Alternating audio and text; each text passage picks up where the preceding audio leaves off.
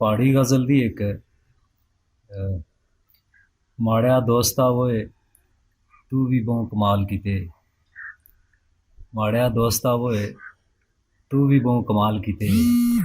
मैं दिता जवाब जेड़े भी मैं सवाल कीते। बहु मना कीता सी ना लंघिया उस पासे। बहु मना कीता सी ना लंघिया उस पासे। मैं बुझा आप ही अपना जो हाल कीते। माड़िया दोस्ता वोए तू भी बहु कमाल कीते। आखिर मैं भी की समझ ना सेस तजर्बा सा। आखिर मैं भी की समझ ना सेस तजर्बा सा। तू पाबजी दे नहीं चिट्टे बाल कीते। माड़िया दोस्ता वोए तू भी बहु कमाल कीते। कै चंगा कै मंदा ना तू समझी ना मैं। कै चंगा कै मंदा ना तू समझी ना मैं। बस इसा चक्कर जाया बहुत सारे साल कीते।